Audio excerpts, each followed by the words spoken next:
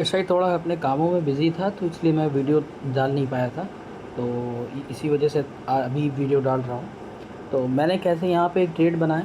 तो सबसे पहले देखिए क्या है कि आपकी मार्किंग और आपको कुछ चीज़ें बेसिक कॉन्सेप्ट्स आपके बड़े जल्दी क्लियर होते हैं जब आप मार्केट में एक सर्ट प्रैक्टिस करना शुरू कर देते हैं।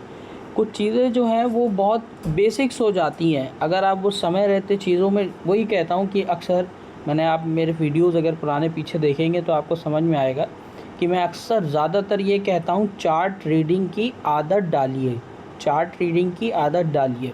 उसका मेन रीज़न ये है, उस बात को बार बार कहने का मतलब ये है कि अगर आप चार्ट्स को पढ़ना शुरू करेंगे तो आपको याद आएगा कि चार्ट कैसे बिहेव करता है। और जो लोग चार्ट्स को पढ़ना नहीं जानते हैं, और देखिए सीक्रेट कोड बताता हूँ मैं आपको, ट्रेडिंग में सारा सिनेरियो जो घूमता है एक कैंडल के बीच में घूमता है। ठीक है, अगर आप कैंडल्स को पढ़ना जानते हैं, उसको रीड करना सीख गए हैं, तो समझिए सारा जो सिनेरियो है वो कैंडल्स के आसपास। और ऐसे ही अब वो कैंडल चाहे, अगर जैसे सपोज़ कीजिए, अगर एक मिनट में आपको ड्रॉ करके दिखाता हूँ। एक मैं एग्जांपल के तौर पे ये एक कैंडल आपको बना के दिखाता हूँ। ठीक है, एक मिनट।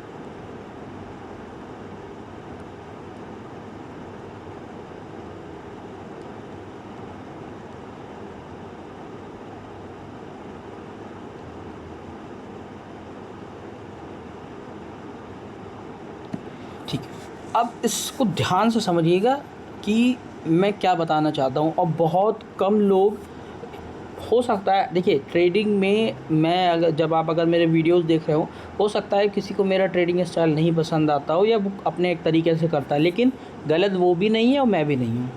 ठीक है, तो मेरा मेरा जो पर्सनल ओपिनियन, मैंने और जितना ऑब्ज़र्व किया है मार्केट में रह के, मुझे एक बात बहुत अच्छे से समझ आ चुकी है कि अगर आप कैंडल रीड करना सीख गए कि कैंडल कैसे बिहेव करती है और उस कैंडल के पीछे बनने का रीज़न क्या है, इतना अगर आप समझ गए ना, तो ये समझिए मार्केट की साइकोलॉजी लगभग आप बहुत अच्छे तरीके से सीख जाएंगे।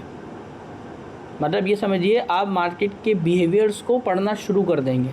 ठीक है, अब आपके सामने ये एक हैमर दिख रहा है। ठीक है, ये हैमर है, इसका मतलब सबको मालूम है क्या, कि मार्केट यहाँ से उठना शुरू करता है।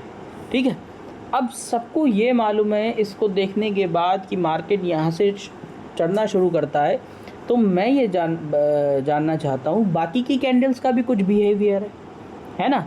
तो कुछ चीज़ें आप हमेशा याद रखिए जो अक्सर मार्केट में मतलब बनती हैं, कि मार्केट जब कहीं से उठता है तो किस तरीके से वहाँ सिनेरियो बना रहा है, और मार्केट जब किसी सर्टेन एरिया से गिर रहा है तो उस समय किस सिनेरियो बना रहा है। ठीक है, अगर आप ये दो चीज़ें जानना पहचानना सीख गए, सबसे पहला ये।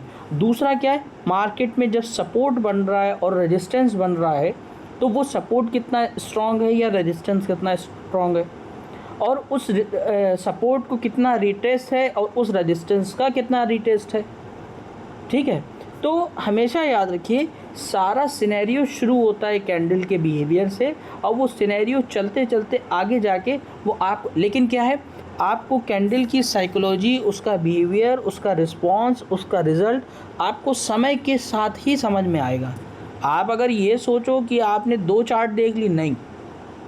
कई बार ऐसा होता है कि बहुत अच्छा, बहुत प्यारा सेटअप बना होता है, मार्केट सपोर्ट दिया, सपोर्ट के बाद रीटेस्ट कर रहा है, रीटेस्ट पे उसने बाकायदा एक बहुत अच्छा बुलिश सेटअप टाइप का बनाया है, उसके बाद क्या होता है, वहाँ से मार्केट एसएल काट देता है। ठीक है, तो वो एक सिनेरियो अलग है, उसके पीछे एक रीज़न अलग है। लेकिन मार्केट जब एक सपोर्ट बना रहा है, उसको रीटेस्ट कर रहा है, वहाँ पे वो सिनेरियो बना है, तो एटलीस्ट आपको ये पता है कि मार्केट यहाँ से बहुत ज़्यादा चांसेस हैं ऊपर जाने के। ठीक है, तो हम क्या करेंगे, हम अपने रिस्क मैनेजमेंट को फॉलो करेंगे और अपने ट्रेड को एग्जीक्यूट करेंगे और चलने देंगे उसको। ठीक है, तो हमेशा कोशिश करिए कि कैंडल्स को पढ़ना ज़रूर सीखिए। अगर आप कैंडल पढ़ना कब आता है, चार्ट रीडिंग कब आती है, जब मार्केट में आप बहुत ज़्यादा टाइम देने लगो। जितना आप मार्केट में टाइम देने लगोगे, चाहे वो कोई आप, हाँ इसमें थोड़ा सा ये है कि कुछ लोग 5 मिनट पे करते हैं, कोई 3 मिनट पे करते हैं, कोई 4 मिनट पे करते हैं, उसमें मैं कुछ नहीं कहना चाहूँगा। बस मैं ये चाहता हूँ कि आप एक ही टाइम फ्रेम में, जिसमें भी अगर आप सीखना चाहते हैं, एक टाइम फ्रेम रखिए और एक टाइम फ्रेम में ही उसको चलने दीजिए। अगर आप अलग अलग टाइम फ्रेम करेंगे ना, तो फिर आप कंफ्यूज, क्योंकि मान लीजिए 5 मिनट पे वो आपको हैमर दिखा रही है, ठीक है, और 3 मिनट पे वो कुछ और दिखा रही हो, तो उससे अवॉइड करना है। तो सबसे पहला काम क्या होना चाहिए आपको, कि कैंडल पढ़ना आना चाहिए।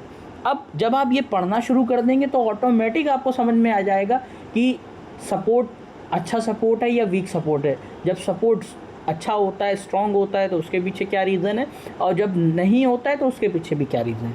ठीक है, तो पहला ये आपको मैंने बताया, इसको कैंडल पढ़ना सीखिए। इसके बाद मैं आपको पैटर्न बताऊंगा कि कैसे कैंडल्स काम करती हैं। ठीक है, अब देखिए, जैसे कि आपके सामने है कि मैंने ये लेवल्स बना रखे हैं। ठीक है, अब मुझे निफ्टी में यहाँ पे ट्रेड प्लान करना था, तो मैंने क्या किया, अब मैं यहाँ पे थोड़ा सा, जब ये निफ्टी यहाँ पे चल रहा था, तो मैं यहाँ पे ट्रेड प्लान करने की सोच रहा था। ठीक है, लेकिन मैंने नहीं लिया और ट्रेड चला भी, लगभग 50-60 पॉइंट चला भी।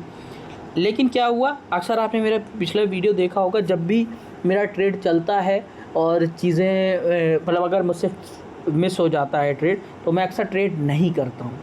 ठीक है, ये मतलब मेरा सिनेरियो रहता ही है। और एक्सपायरी वाले दिन अक्सर मैं थोड़ा सा उतना डोमिनेंट भी नहीं रहता हूँ। डोमिनेंट का मतलब ये कि अगर क्लीन सेटअप मिलेगा तो मैं ट्रेड करूँगा, नहीं मिलेगा तो थोड़ा सा अवॉइड करता हूँ, क्योंकि एक्सपायरी हमारे अगेंस्ट हो जाती है। ऑप्शन बायर के लिए सबसे चैलेंजेस क्या है, एक तो एक्सपायरी हो गई, दूसरा उसका मैनिपुलेशन हो गया, और फिर साइकोलॉजी हो गई, है ना। तो बहुत सी चीज़ें उसके लिए बहुत ज़्यादा चैलेंजेस भरी हो जाती हैं। यही वजह है कि ऑप्शंस बायर सबसे ज़्यादा लॉसेस इसी वजह से करते हैं, क्योंकि आए दिन वो नई नई चीज़ों से जूझते रहते हैं।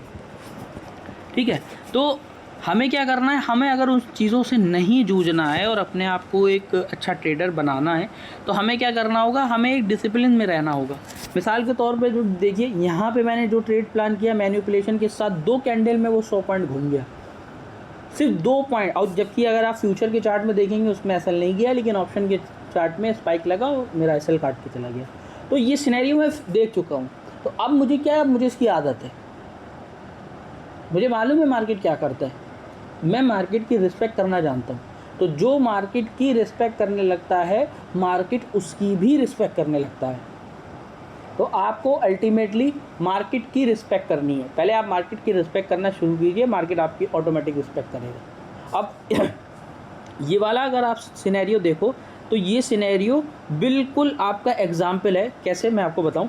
सपोज़ कीजिए कि यहाँ पे तो मैनिपुलेशन के साथ मेरा एसएल काटता, लेकिन अगर मैं यहाँ पे ट्रेड बनाता ना, तो वो रोबो ऑर्डर के साथ मुझे यहाँ पे एंट्री देता और आराम से 50 पॉइंट देता, है ना।